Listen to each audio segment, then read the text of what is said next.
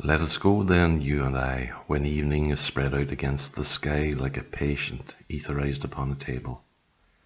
Let us go through certain half-deserted streets, the muttering retreats of restless nights in one-night cheap hotels, and sawdust restaurants with oyster shells.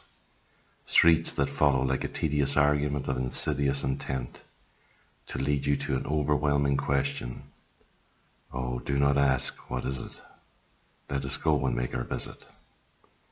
In the room women come and go, talking of Michelangelo. The yellow fog that rubs its back upon the window panes, the yellow smoke that rubs its muzzle on the window panes, licked its tongue into the corners of the evening, lingered upon the pools that stand in drains, let fall upon its back the soot that falls from chimneys, slipped by the terrace, made a sudden leap, and, seeing that it was a soft October night, curled once about the house and fell asleep. And indeed there will be time for the yellow smoke that slides along the street, rubbing its back upon the window panes. There will be time, to prepare a face to meet the faces that you meet. There will be time to murder and create, and time for all the works and days of hands that lift and drop a question on your plate. Time for you and time for me, and time yet for 100 indecisions and for 100 visions and revisions before the taking of a toast and tea. In the room the women come and go, talking of Michelangelo. And indeed there will be time to wonder, do I dare? And do I dare? Time to turn back and descend the stair, with a bald spot in the middle of my hair. They will say, how his hair is growing thin. My morning coat, my collar mounting firmly to the chin, my necktie rich and modest, but asserted by a simple pin. They will say, but how his arms and legs are thin. Do I dare disturb the universe in a minute there is time, for decisions and revisions which a minute will reverse? For I have known them all already, known them all. Have known the evenings, mornings, afternoons. I have measured out my life with coffee spoons. I know the voices dying with a dying fall beneath the music from a farther room, so how should I presume? And I have known the eyes already, known them all. The eyes that fix you in a formulated phrase, and when I am formulated, sprawling on a pin, when I am pinned and wriggling on the wall, then how should I begin to spit out all the butt ends of my days and ways, and how should I presume?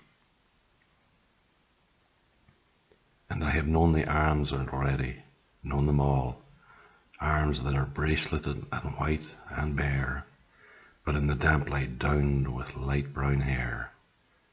Is it perfume from a dress that makes me so digress? Arms that lie along a table or wrap about a shawl, and should I then presume, and how should I begin? Shall I say I have gone at dusk through narrow streets and watched the smoke that rises from the pipes of lonely men in shirt sleeves leaning out of windows? I should have been a pair of ragged claws scuttling across the floors of silent seas. And the afternoon, the evening, sleeps so peacefully, soothed by long fingers, asleep, tired, or it malingers stretched on the floor, here beside you and me. Should I, after tea and cakes and ices, have the strength to force the moment to its crisis? But though I have wept and fasted, wept and prayed, though I have seen my head, grown slightly bald, brought in upon a platter, I am no prophet, and here's no great matter. I have seen the moment of my greatness flicker, and I have seen the eternal footman hold my coat and snicker, and in short I was afraid. And would it have been worth it after all, after the cups, the marmalade, the tea, among the porcelain, among some talk of you and me, would it have been worthwhile to have bitten off the matter with a smile, to have squeezed the universe into a ball, to roll it towards some overwhelming question, to say, I am Lazarus come from the dead, Come back to tell you all, I shall tell you all. If one settling a pillow by her head should say, that's not what I meant at all, that is not it at all. And would it have been worth it after all? Would it have been worthwhile after the sunsets and dooryards and sprinkled streets, after the novels, after the teacups, after the skirts that trail along the floor, and this and so much more? It is impossible to say just what I mean, but as if a magic lantern threw the nerves and patterns on a screen, would it have been worthwhile? If one settling a pillow or throwing off a shawl and turning towards the window should say, that is not it at all, that is not what I meant at all. No, I am not Prince Hamlet, nor was meant to be. I'm an attendant lord, one that will do to swell a progress, start a scene or two, advise the prince, no doubt an easy tool, deferential, glad to be of use, politic, cautious, and meticulous, full of high sentence but a bit obtuse, at times indeed almost ridiculous, almost at times the fool. I grow old, I grow old, I shall wear the bottoms of my trousers rolled. Shall I part my hair behind? Do I dare to eat a peach? I shall wear white flannel trousers and walk upon the beach. I have heard the mermaids singing, each to each.